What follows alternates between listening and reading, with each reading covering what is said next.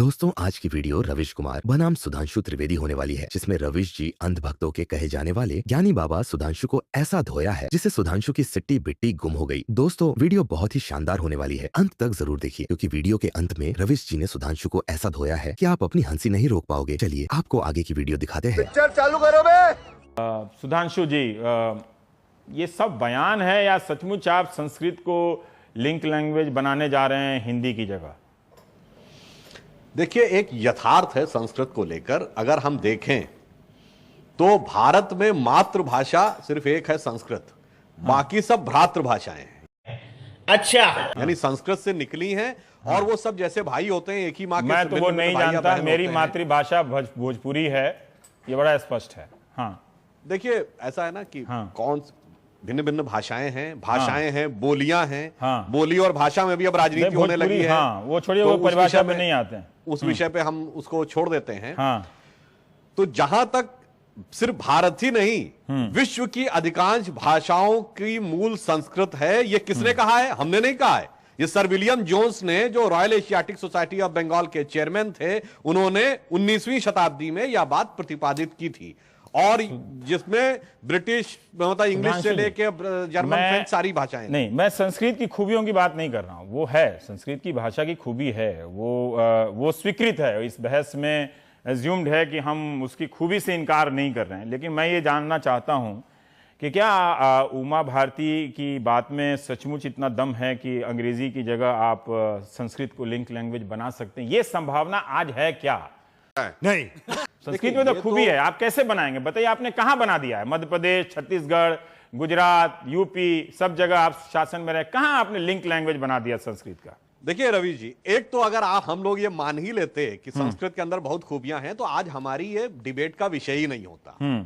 एक बहुत भारी कॉलोनियल माइंडसेट की लीगेसी है जो मार्क्स और मैकाले के प्रभाव में है, जो कि भारतीय जो मेधा है उसके जो श्रेष्ठ चीजें हैं उनको डिक्लाइन करने में लगी। ये आप कह रहे हैं कि जिन लोगों ने आपको वोट दिया है वो मार्क्स और मैकॉले के प्रभाव में थे। मैं उनके बच्चों की बात कर रहा हूं जी, मैं उनकी बात नहीं कर रहा हूं, वाले तो फिर भी नहीं पढ़ाएंगे, इंटेलेक्चुअल एस्टेब्लिशमेंट की बात कर रहा हूं। मैं भारत के पॉलिटिकल एस्टेब्लिशमेंट इंस्टीट्यूशन में जो डोमिनेंट लेफ्टिस्ट एलिमेंट था, मैं उसकी बात कर रहा हूं। राइट, ठीक है। उस कारण से तो इसीलिए आज डिबेट हो रही है, अन्यथा सब मान लेते तो कोई विवाद का विषय नहीं। संविधान जनता, वो मिडिल क्लास को आप संस्कृत कैसे सिखाएंगे? मैं ये जानना चाहता हूं। उसको सिखाइए ना संस्कृत, अच्छा है, थोड़ा संस्कृत सीखे वो भी। मैं ये जानना चाहता हूं कि कैसे ग्लोबल बनाएंगे आप उसको। ग्लोबल सिटीजन के दौर में जब वो फ्रेंच सिखा रहे हैं अपने बच्चों को, लोग जर्मन सिखा रहे हैं, मंदारिन सिखा रहे हैं, आप उसमें संस्कृत, हम नहीं कह रहे कि आप गलत कर रहे हैं, पर मुझे ये बताइए कि आप कैसे उस चीज को हासिल करेंगे? सिर्फ कहने भर से नहीं होगा ना। संस्कृत में शपथ लेके लोग चले गए, क्या किया 6 महीने में? आज का जमाना टेक्नोलॉजी का जमाना हो गया है। टेक्नोलॉजी जिस दिशा में जाएगी, सबको आखिर में घूम फिर कर टेक्नोलॉजी के हिसाब से चलना पड़ेगा।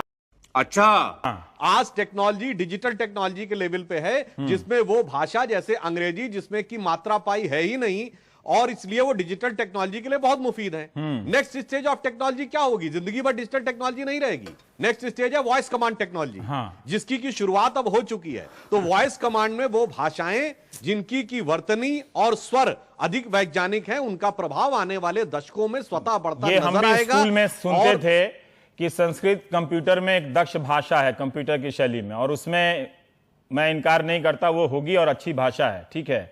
लेकिन बजाय बिना संस्कृत के ही बहुत सारे कंप्यूटर में काम हुए हैं, ऐसी बात नहीं है। और स्टीव रवि जी, जो आप बात बता रहे हैं वो 1985 में नासा के एक साइंटिस्ट थे, मिस्टर रिक्स, उन्होंने ये बात प्रमाणित की थी कि आर्टिफिशियल इंटेलिजेंस ये वाला उदाहरण छोड़ दीजिए, के लिए संस्कृत सबसे बेहतर लैंग्वेज। नासा के, हमारा इसरो वाला ज्यादा ठीक है नासा से। मुझे आप इस सवाल का जवाब नहीं दे रहे हैं।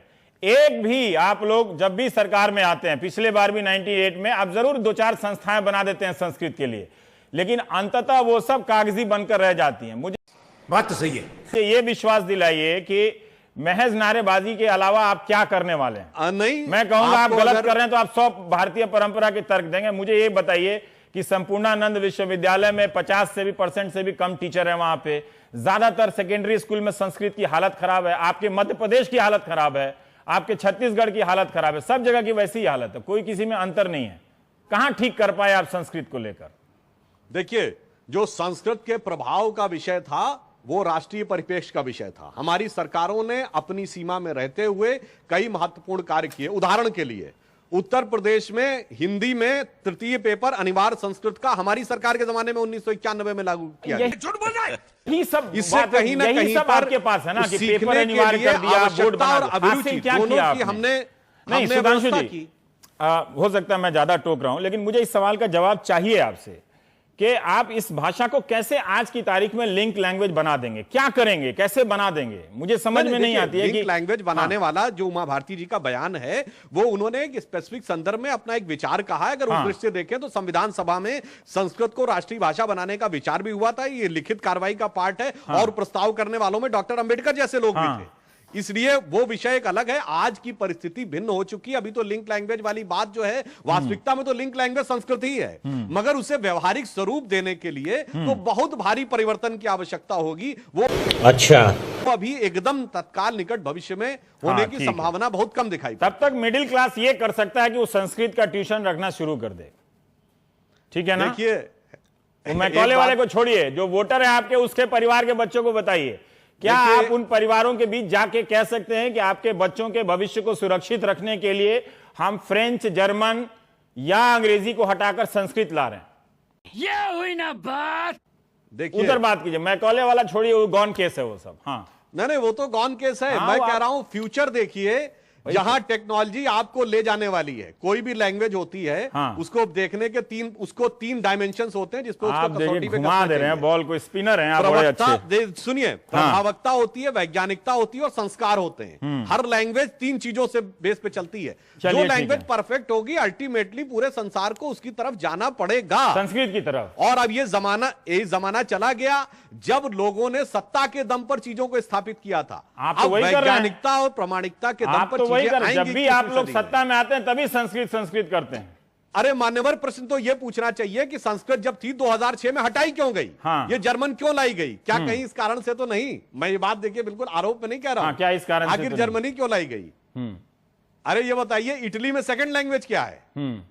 इटली में Italian is the first language. आप जानते हैं कि संस्कृत के योगदान में जर्मनी का बड़ा योगदान है, संस्कृत के विकास में। उसके और मैं ये कह रहा हूं कि संस्कृत के विकास में प्रधानमंत्री नरेंद्र मोदी ने एक कोट किया था कि जर्मनी में संस्कृत में रेडियो पर खबरें पढ़ी जाती हैं, जैसे भाषण में बोल रहे थे। जी ऐसा है, मैक्स मूलर से लेकर आर्थर शोपेनहावर जैसे विद्वानों ने बहुत भारी योगदान दिया है। और जर्मनी के बड़े बड़े वैज्ञानिकों जिसमें हाइजेनबर्ग से लेकर अल्बर्ट आइंस्टीन तक शामिल हैं, जिन्होंने की संस्कृत ग्रंथों में से अपने बहुत सारी चीजों के बारे में बहुत अच्छी और सकारात्मक। चलिए ठीक है, बहुत बहुत जी। संजय झा जी, कितने संजय झा जी, आपके बच्चों के भविष्य के बारे में सुधांशु जी इतनी अच्छी अच्छी बातें कह रहे हैं और आप लोग हैं कि उनसे सहमत नहीं है। संस्कृत में जवाब दीजिएगा। देखिए, हाँ जी रवि जी, मैं इतना ही कहना चाहूंगा कि यदि इसमें संविधान का उल्लंघन हुआ है या कोई जबरदस्ती एक विदेशी भाषा को यहाँ पर जबरदस्ती लाया गया है, तो 3 साल तक ये भारतीय जनता पार्टी कर क्या रही थी? क्योंकि सारे केंद्र विद्यालय तो पूरे देश में पूरे हर जगह उनका वितरण है। तो अचानक उनके राज्य में तो उनके सरकार है, वहां भी केंद्र विद्यालय है। 3 साल तक ये चुप रहे। अचानक अकस्मात इनके दिल को बहुत दर्द पहुंचा है कि यहाँ हमारी एक संस्कृति के साथ मजाक किया जा रहा है। ये सब मैं समझता हूँ कि बेबुनियादी नहीं, ये बेतुका आरोप है। और इसका मैं आपको उदाहरण देना चाहूंगा कि देखिए कि यदि आप देखेंगे पिछले 5-6 महीने में, तो यहाँ पर एक बहुत ही शांति से गुप्त प्रवेश हुआ जा रहा है, जहां पर आरएसएस एक नियंत्रण कर रहा है। हमारे जितने भी, मैं समझता हूं कि लोकतंत्र के जितने संस्थाएं हैं, कल्चर के संस्थाएं, भाषा, ये सब एक तरीके से एक पॉलिटिकल इनका एक वेपन है, इनका एक तरीके से औजार है। और यहां पर भारतीय जनता पार्टी के लोग इतने गलत बात बोल रहे हैं, क्योंकि आज भी ये 3 लैंग्वेज फॉर्मूला जो है रवीश जी, वो लचीला फॉर्मूला है, वो कोई कठोर या कोई जो कहते हैं एकदम एक सख्त कोई फॉर्मूला नहीं है।